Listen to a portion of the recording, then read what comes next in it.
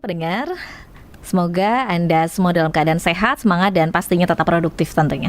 Nah, masih bersama kami dalam Ala Dokter di siang hari ini, di mana ini merupakan program spesial yang akan menemani Anda dengan obrolan ringan tapi penuh manfaat seputar dunia kesehatan. Dan untuk edisi kali ini kita akan mengangkat tema yang menarik dan juga menyegarkan, yaitu tetap bugar dengan donor darah. Nah, pendengar, donor darah ini bukan cuma soal membantu sesama. Banyak yang belum tahu bahwa donor darah ini juga punya manfaat langsung untuk tubuh kita sendiri. Mulai dari memperlancar sirkulasi darah, menurunkan resiko penyakit, sampai menjaga kesehatan jantung. Dan untuk membahas topik ini lebih dalam, di studio sudah hadir bersama kita seorang dokter spesialis penyakit dalam yang pastinya juga sudah sangat berpengalaman. Beliau Dr. Agus Yudo Santosa SPPD. Selamat siang, dokter. Selamat siang, Mbak. Gimana kabarnya? Saya kok dengar suaranya kok memang betul ya, penyiar RR itu suaranya enak, kayak mau ngantuk-ngantuk gitu. Kan ada pelatihannya atau gimana? Luar biasa. Iya, diseragamkan begitu ya, dokter. Gitu. Merdu sekali ya. Beda dengan suara saya. Baik. Terima kasih, dokter, sudah hadir di studio. Mungkin bisa menyapa pendengar terlebih dahulu, kami persilahkan. Selamat siang para pendengar Radio Republik Indonesia. Hari ini saya ada di RRI dalam rangka Hari Jadi atau Hari Palang Merah Indonesia. Nah, baik, dokter, kita membahas sedikit kaitannya dengan donor darah. Ini kan sebuah prosedur nggih, dokter nggih. Sebenarnya apa sih donor darah itu sendiri? Mungkin dokter bisa menjelaskan kepada pendengar kita yang mungkin belum paham terkait dengan donor darah ini. Kami persilakan. Iya, betul. Jadi sejarahnya donor darah itu didirikan oleh Bung Karno, PMI, zamannya perang kemerdekaan itu, dan ketuanya saat itu adalah Bung Hatta. Wah, ini kita sejarah ya, karena hari jadi akhirnya yang tadinya itu niatnya donor darah untuk perang, pejuang-pejuang yang luka, perang-perang yang pasukan tempur yang saat itu. Sekarang setelah perang selesai, arahnya adalah ke arah sosial. Nomor satu jelas membantu berbagai macam penyakit. Terus ada kecelakaan, kita sekarang lagi musim banyak kecelakaan ya. Kemudian membantu pasien yang mungkin menjalani operasi besar yang diprediksi nanti keluar darahnya banyak. Makanya terus dengan adanya donor darah ini kita bisa bantu. Save, apa ya kemarin logonya, save, help, save, life, donate your blood. Jadi dengan setetes darah Anda bisa menyelamatkan banyak orang. Sweet banget. Apalagi nggak hanya satu tetes, kalau 100 tetes kan keren banget gitu. Nggak bercanda, Mbak, biar nggak tegang. Tadi sudah dijelaskan donor darah sendiri itu dari sisi sejarah seperti itu sudah cukup runut ya, tentunya. Namun tidak banyak yang tahu, mungkin sebagian dari masyarakat kita atau pendengar kita, siapa saja sih yang bisa melakukan donor darah, dokter? Syarat atau mungkin ada syarat dan juga batasan tertentu, baik dari segi usia, berat badan, atau kondisi kesehatan misalkan. Ya, jadi dari PMI pusat itu memang ada batasan-batasan yang tidak boleh dilanggar. Tujuannya satu, supaya yang donor tidak mengalami hal-hal yang tidak diinginkan. Yang jelas ya sehat jasmani dan rohani. Biasanya kalau donor itu petugasnya nanya, Pak, tidurnya cukup nggak? Minim sudah cukup nggak? Tidurnya nggak begadang kan? Nggak gitu. Rohani semua orang tahu kalau kita ODGJ pas dicoblos dia langsung nempeleng kita kan, ya nggak mungkin. Woi gitu. Terus nomor 2, usia minimal 17 tahun. Jadi dengan usia seperti itu kematangan di pabriknya sumsum tulang kan bagus. Nomor 3, berat badan minim 45 kilo. Mbak berapa sekarang berat badannya? Waduh, 60. Saya sekitar hampir 60 lah, dok. Jelas sudah waktunya donor darah. Terus nomor 2, tekanan darahnya ya harus bagus atau normal. Kalau punya darah tinggi gimana, dok? Ya diturunkan dong darah tingginya supaya nanti tidak mengganggu kesehatan. Yang ketiga, nggak boleh panas. Kalau badannya panas kan dicurigai kan sekarang ada musim DB, ada kena tifus, atau hepatitis, virus-virus yang lain. Yang ketiga, denyut nadi itu juga dilihat sama petugas donor, apakah aritmia, ya detaknya jantungnya nggak normal, itu juga ngaruh nanti pas diambil darahnya. Terus kemudian HB-nya juga nanti harus bagus, karena kalau orangnya anemia, kurang darah, pas diambil langsung berkunang-kunang gitu. Ya ngomong soal berkunang-kunang, saya jadi teringat kalau orang pengantin baru itu malam pertama, saya donor pertama itu pingsan. Jadi pas donor pertama itu saya pingsan, terus ya namanya pengantin baru ya, jadi saya berkunang-kunang terus sama petugas, dok tidur terbahan di sini ya. Jam 9 saya diambil darah, maghrib baru bangun, wah ternyata saya ketiduran gitu. Baru pertama kali itu saya donor. Ya, makanya persyaratan tadi itu kurang tidur ya dok, iya nih banyak tugas. Jadi saya mulai donor itu semenjak lulus mahasiswa kedokteran di Surabaya sudah rutin donor. Sehingga alhamdulillah nanti saya dipanggil Bapak Presiden Republik Indonesia karena saya sudah donor 100 kali. Oh, luar biasa. Kalau 75 kali dipanggil gubernur. Kalau 100 nanti OTW Istana Negara. Luar biasa. Nah, ini nanti saya bisa selfie sama Pak Presiden. Langsung masuk TikTok gitu Iya. dokternya. Nomor 2, untuk perempuan memang dianjurkan janganlah pada saat haid diambil darahnya, tambah lemes kan. Orang haid itu kan keluarnya banyak. Nomor 2, wanita hamil, menyusui janganlah. Terus berikutnya adalah biasanya dari peserta donor berapa bulan sekali dok? Nah, dulu 3 bulan, sekarang 2 bulan. Ya lebih-lebih. Ternyata dengan 2 bulan itu kok nggak apa-apa ya, fine. Dulu 3 bulan zamannya PMI berdiri 3 bulan, sekarang penelitian kan makin canggih ya. Riset kesehatan itu canggih, dengan 2 bulan nggak apa-apa. Dan saya sudah menjalani 2 bulan sekali seusia saya 60 tahun, rambut putih. Tapi masih kelihatan 17 tahun kok dok. Iya, apalagi sejak jadi FYP gitu. Jadi influencer ya dokter ya. Nggak mau saya jadi ngajak orang berbuat baik aja. Nah, terus tidurnya ditanya, syaratnya harus tidur cukup. Kalau tidurnya kurang diambil 300 cc ya keliangan juga gitu. Nah, kemudian tidak sedang minum obat, misalnya obat antibiotik ya kalau bisa 1 minggu berhenti dulu. Terus obat-obat jantung, obat pengencer, orang sakit jantung ada pengencer darahnya, pas dicubles nggak berhenti itu, ditetet gini ya nggak, karena dia minum obat pengencer. Dan biasanya yang minum obat pengencer darah itu orang sakit stroke, sakit jantung koroner, itu biasanya pakai itu.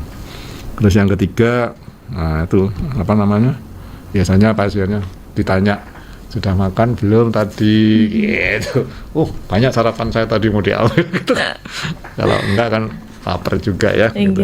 Itu adalah beberapa persyaratan ditanyakan panjenengan untuk pagi ini, mudah-mudahan ada manfaatnya. Oke, baik dokter, dikatakan donor darah itu kan aman. Nah, tapi banyak orang yang masih takut karena merasa akan kehilangan darah terlalu banyak. Ini mungkin dokter bisa memberikan pemahaman kepada pendengar kita. Benar sekali, pertanyaan itu baik sekali, dan ternyata mari kita berkiblat sama hukum alam. Mbak pernah dengar kata-kata atau quote, barang siapa menanam 1 butir, maka dia akan menuai, nanam padi itu, dia akan menuai berbutir-butir. Dan ternyata itu berlaku di dalam tubuh kita. Kalau kita nyumbang 1 botol, itu pabriknya itu deras sekali. Jadi saya sudah diambil 100 kali sampai bulan ini. Dicek darah saya tidak pernah HB-nya rendah atau anemia seusia saya kan. Berarti kan memang betul hukum alam itu. Berarti kalau kita setetes darah yang kita berikan ternyata diganti oleh alam itu ya tubuh kita secara natural berlipat-lipat. Jadi dites itu, kok tambah bagus karena pabriknya darah itu kan ada di sumsum tulang, ada di ginjal. Nah, itu cepat sekali mereka. Terus kalau dibuat guyonan sedikit, maaf batuk, sedikit religius. Kalau kita nyumbang uang pada orang yang tidak mampu 2,5%, itu gantinya cepat banyak. Itu kan yang urut-urutan sedekah itu kan. Itu diniru hukum alam ini. Jadi siapa yang ngasih sesuatu dia akan diganti lebih banyak lagi. Jadi kita ngasih setetes darah diganti lebih banyak lagi. Tapi jangan lupa tidak harus diganti dengan darah, tapi ada satu lagi, pahala. Kita bisa bahagia namanya, bisa caring dan sharing kebahagiaan kepada. Saya punya cerita, ada pasien bayi, ibunya nangis-nangis di rumah sakit saya. Kenapa Bu? golongan darah saya, anak saya langka. Wah, golongan darahnya apa? Ini. Kok cocok dengan saya? Terus saya bilang, mana suaminya? Ada dok, dibawa di parkiran. Antar saya ke PMI. Akhirnya saya ke PMI yang kebetulan itu jadwal saya donor. Ya ambil. Alhamdulillah bayi itu selamat. Terus apa yang terjadi setelah pulang? Si bapak sama ibu ini datang ke klinik saya. Dokter, terima kasih, nih anak saya sudah survive, sudah sehat. Saya berdoa mudah-mudahan darahnya dokter yang masuk ke anak saya, mudah-mudahan anak saya bisa seperti dokter gitu. Dan kata-kata itu di dalam pikiran saya itu melebihi everything kan. Iya. Wow gitu kan. Betul. Hanya gitu toh. Iya. Tapi kita bisa, bayinya jadi imut, lebih bersinar daripada yang di ICU pucat gitu. Iya. Sahabat saya semua. Ini terus dia ngomong, ini loh anak saya darahnya Pak dokter yang viral itu. Gitu. Ada cara balik ke situ lagi. Nah, memang betulan nih ceritanya gitu. Jadi banyak, saya sudah 2 kali gitu. Ayo ambil darah saya yang dulu nenek-nenek yang darah saya langka. Mudah-mudahan dengan kelangkaan darah saya itu saya jangan sampai sakit. Makanya dengan memang ada orang yang memang darahnya berlebih dan harus dikuras, tapi yang dikuras nggak boleh disumbangkan orang lain karena ini penyakit, namanya polycythemia vera. Jadi kelainan darah, pabriknya itu memproduksi terus-menerus karena memang keturunan, namanya PV atau polycythemia vera, itu harus dikuras, dibuang, nggak boleh dikasihkan orang. Babinya itu bisa 17, bisa 18, padahal manusia normal kan 12, 13 gitu kan. Itu 17, berlebih dia. Nah itulah yang saya ceritakan tadi, ada screeningnya, mana yang boleh didonor, malah yang boleh dipakai lagi. Maka pertanyaan penjenengan tadi itu bagus sekali karena nggak ada salahnya orang untuk ketakutan itu ada, tapi kalau kebetulan testimoni saya kan valid kan. Jadi testimoni saya valid, saya sudah 100 kali mendonorkan darah saya kepada pasien-pasien atau masyarakat yang membutuhkan, dan saya itu fine-fine saja sampai hari ini gitu. Oke, baik. Dokter, ini masih membahas kaitannya dengan donor darah. Ada yang mengatakan bahwa saya tuh nggak pernah donor, tapi sekalinya donor beberapa kali kemudian timbul beberapa keluhan kesehatan seperti itu. Nah, itu sebenarnya kalau dilihat dari sisi medis itu karena apa, dokter? Iya, jadi screening sudah kita jalankan. Screening sudah kita jalan, prosedur ya, persyaratan dari pusat PMI Indonesia itu screeningnya strict, ketat. Nggak bisa ditawar. Wong saya aja pernah, dok maaf dok tensinya rendah. Loh saya ini dokter loh. Nggak bisa dok, ini regulasinya tensinya dokter rendah nih. Iya, saya tadi malam maksudnya jaga on call di pasien UGD itu. Nggak bisa dok. Jadi PMI kita tuh sampai sesetrik itu supaya pos atau pasca donornya itu tidak ada efek samping yang mengkhawatirkan, sampai sesetrik itu. Nah sehingga kalau ada pertanyaan penjenengan, dok habis donor, itu bukan karena donornya, tapi ada underlying disease yang lain yang harus diterapi. Berarti memang sudah ada keluhan di dalam tubuhnya. Iya, jadi terus yang dikambing hitamkan donornya. Bukan, dia ada underlying yang lain.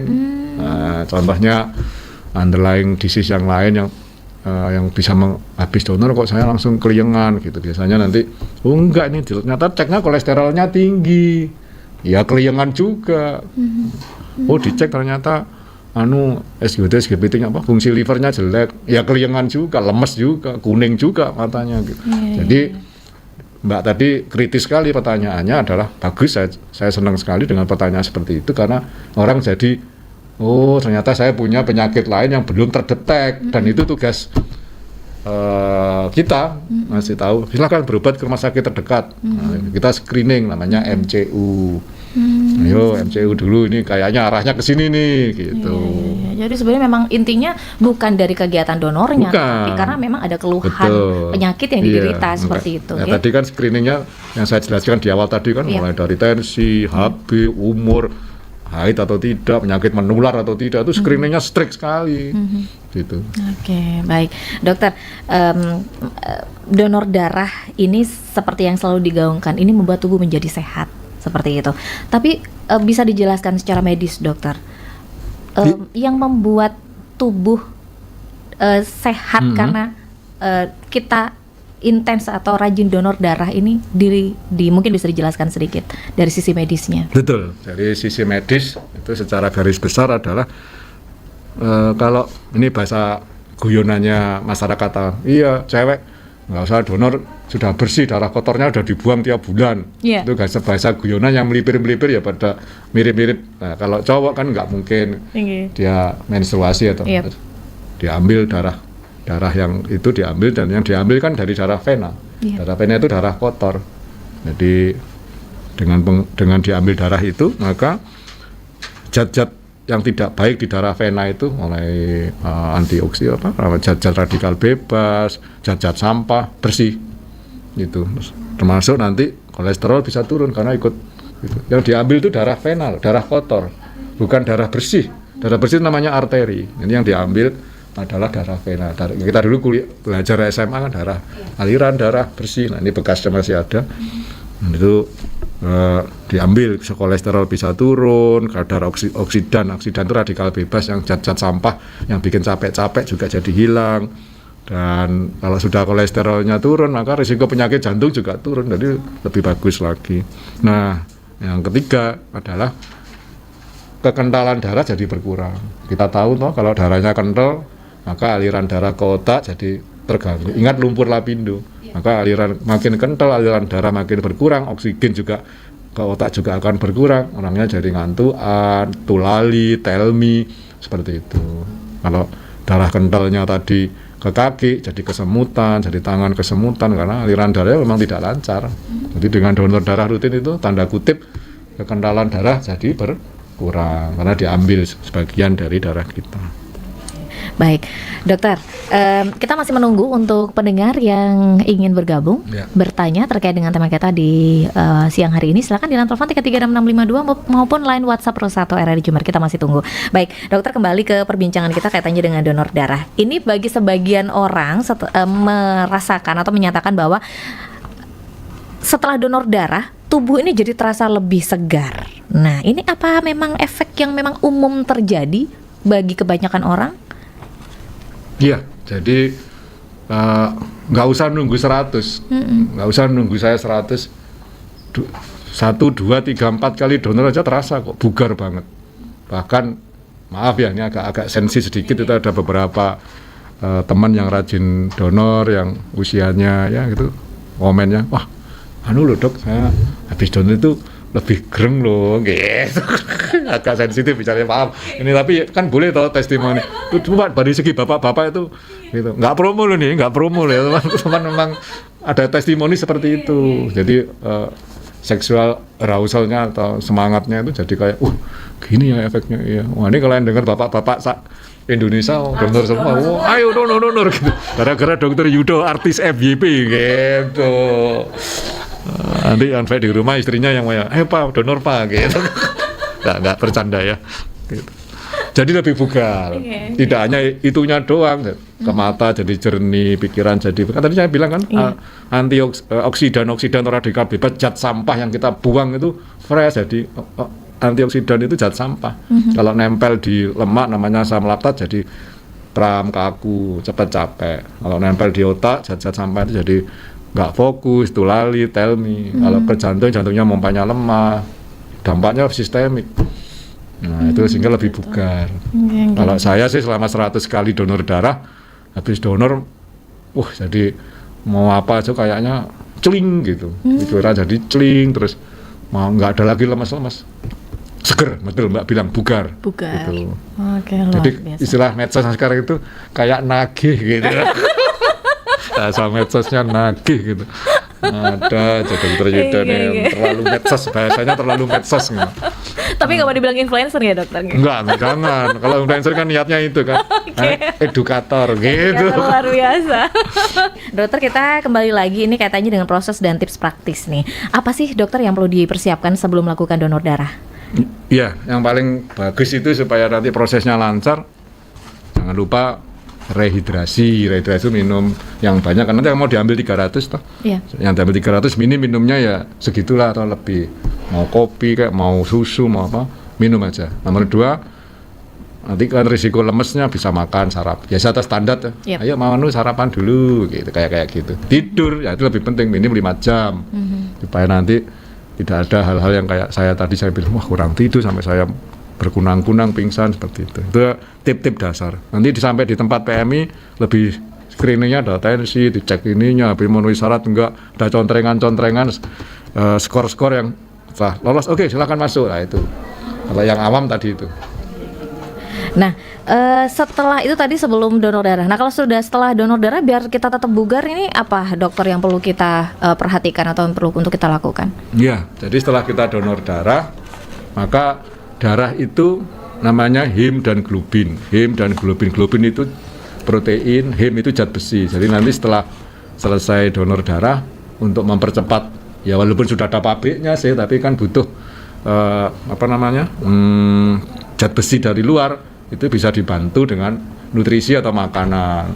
Makanan apa dok yang zat besinya banyak untuk membantu itu ya mau biasanya masyarakat itu wah saya pil aja nggak nyebut merek tapi isinya zat besi ya silakan, tapi kalau mau makanan bisa dipilih salah satu dari makanan-makanan yang sudah saya siapkan ini. Nah inilah makanannya zat besi. Jadi bisa brokoli, bisa daging merah, bisa kacang-kacangan sama bayam.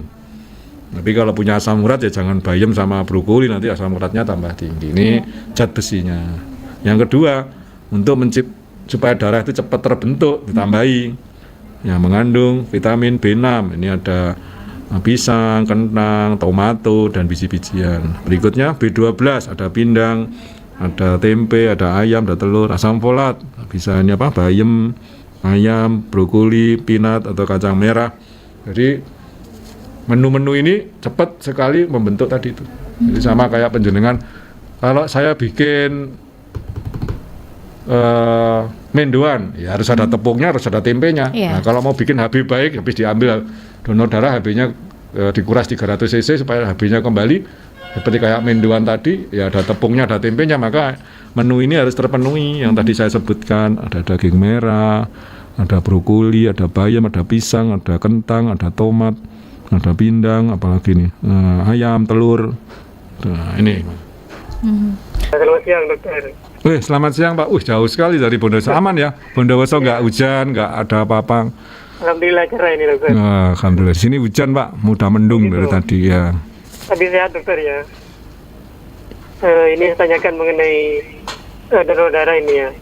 Iya. Kena penyakit vertigo itu apa juga boleh donor darah gitu? Nah, ini bagus sekali pertanyaannya. Iya, yang Terus? kedua ini mengenai misalnya kalau punya alergi gitu, alergi apa gitu. Kalau didonorkan darahnya apa juga menularkan alerginya itu? Yang saya tanyakan. Terima kasih. Assalamualaikum warahmatullahi wabarakatuh. Waalaikumsalam warahmatullahi wabarakatuh. Terima kasih. Monggo silakan dijawab dokter. Betul. Jadi kalau ada alergi, nah ini kebetulan saya bawa label. Saya ini juga alergi. Ini di KTP saya tak kasih stiker Dr. Yudo.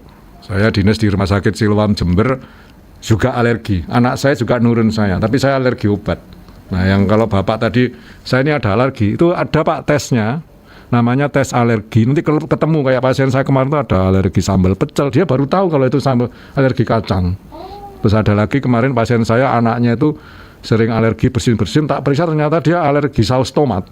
Jadi padahal tiap hari di sekolah kan mesti dicocok-cocok sama itu. Kalau alergi ikan laut, seafood orang sudah tahu semua. Itu yang aneh-aneh saya baru temukan selama di Jember itu ada yang alergi nasi. Jadi makanannya sekarang pakai kentang. Keluar itu hasilnya, print out-nya, seret. Nah, terus ada lagi yang alergi kacang, ada lagi yang alergi terasi gitu. Terasi kan bahan bakunya kan shrimp. Nah, itu. Jadi saran saya buat Bapak, kejar dulu alerginya apa. Kalau sudah ketemu alerginya, Bapak nggak usah makan itu dan boleh donor. Tapi kalau belum ketemu dulu Pak, kita kan ada asap mesti ada api. Kalau donornya sih nggak ada masalah, cuman kejar itu karena mengganggu. Ini termasuk saya ini alergi Pak. Nah ini KTP saya tak kasih label alergi. Sama anak saya juga alergi. Nuru bapaknya keturunan ya. Terus jadi harus diatasi dulu. Iya, dites dulu. Nanti akan ketemu. Oh penyebabnya ini. Oh enteng sekali kalau sudah tahu penyebabnya. Nah terus nomor 2. Tadi apa ya? Vertigo. Nah, vertigo itu ada 2 Pak, sentral sama perifer. Kalau penyebabnya itu perifer, yang paling sering itu Pak lemak darah, kolesterol tinggi, lemak darah trigliserida tinggi, LDL tinggi. Jadi Bapak bisa cek kalau penyebab vertigonya itu ternyata lemaknya tinggi, maka Bapak mulai sekarang harus diet rendah lemak, nggak boleh makan kerupuk, nggak boleh makan sayur santan yang berbau-bau lemak, itu harus berhenti. Tapi kalau penyebabnya sentral itu artinya apa? Memang vertigonya bukan karena makanan, tapi karena pembuluh darah di otaknya tidak lancar. Nah, itu nanti Bapak bisa pakai BPJS, bisa periksa namanya MRI, foto, lab. Nanti kelihatan, oh ternyata saya ada penyumbatan di otak sebelah kiri. Vertigo itu kan sebelah kiri, atau kanan atau kiri, pokoknya sebelah. Nah, itu bisa terdeteksi. Kalau sudah ketemu, oh saya ada penyumbatan. Ada Pak pilnya anti penyumbatan itu ada. Pengencer darah, anti penyumbatan untuk daerah itu. Jadi Bapak nggak usah khawatir kalau sudah ketemu penyebab vertigonya, penyebab alerginya, silakan donor darah. Sangat bagus sekali. Begini Pak Dokter, masalah kesehatan ini ya, di dalam usia 65 ke atas ini ya, itu kalau kepala ngeliang itu, ya itu kepala ngeliang apa kecapean, apa kurang darah itu Pak Dokter. Kayak lindu itu Pak Dokter. Pas lagi katanya kalau bukan vertigo, pas minum obat vertigo itu bagaimana Pak Dokter? Mohon pencerahannya. Terima kasih. Kurang lebihnya mohon maaf.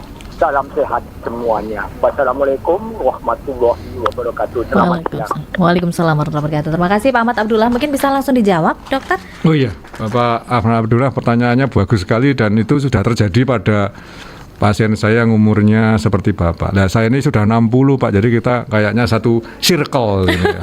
Satu circle sesama umur 60, rambut saya juga sudah putih. Memang seperti itu juga sering terjadi hal-hal keluhan seperti itu. Tapi tetap saya sarankan untuk seusia over 60 atau di atas 60 sudah sewaktunya Bapak untuk check up. Bisa Pak pakai BPJS. Sekarang pemerintah kan concern banget Pak, bisa pakai BPJS. Nanti yang kalau orang tua paling sering yang saya temui adalah pola makan yang keliru. Pasti itu penyebabnya yang kayak gempa bumi itu, kalau nggak asam uratnya tinggi, lemak darahnya tinggi, entah kolesterolnya, entah trigliseridnya Pak. Kalau itu sudah beres semua normal, nanti hasil darahnya tadi Bapak bilang jangan-jangan saya kurang darah. Nah, pada saat check up itu ketemu HB-nya Pak. Hemoglobin yang saya jelaskan di depan tadi itu, kalau hemoglobinnya rendah untuk orang laki-laki di bawah 12, untuk cewek di atas di bawah itu juga, maka ya keliengan juga karena namanya kurang darah. Tapi kita juga tidak boleh minum pil menambah darah tanpa tahu penyebabnya. Makanya dengan medical check up, bisa pakai BPJS, nanti di Paskes, Mbak saya tolong diperiksa HB-nya dong gitu. Habis periksa HB, loh kok baik, Mbak tolong saya diperiksa lemak darahnya ya. Mbak saya ini lemak darahnya sudah baik, tolong periksa asam uratnya ya. Nah, nanti lama-lama lengkap, kok baik semua, baru saya bilang tadi jangan-jangan penyebabnya sentral yang tadi saya cerita, aliran darah ke otak berkurang. Itu ada pemeriksaan namanya foto kepala. Nanti kelihatan, oh Pak di sebelah kanan pembuluh darah ke bagian aliran darah ke otak, bagian keseimbangannya terganggu alirannya, namanya cerebellum. Nah itu ketemu, oh berarti tinggal buka aja sungainya yang atau aliran darah ke arah otak bagian keseimbangan, kita perbaiki. Dan obatnya ada Pak di BPJS. Aman jadinya untuk Pak Ahmad Abdullah sudah terjawab. Berarti nggak boleh sembarangan minum obat nggih dokter nggih. Kayak tadi beliau menyatakan bahwa kalau seumpama kita nggak vertigo, nggak dalam kondisi vertigo, tapi kita minum obat vertigo, nah ini justru akan berdampak buruk nggih dokter ya. Karena penyebabnya nggak mengobati ya. Makanya kalau ada vertigo gitu segera check up. Sekarang BPJS gratis Pak, nggak usah khawatir. Banyak pasien saya malah tak motivasi, udah pakai BPJS. Namanya dokter punya BPJS, ini saya bawa tadi BPJS-nya.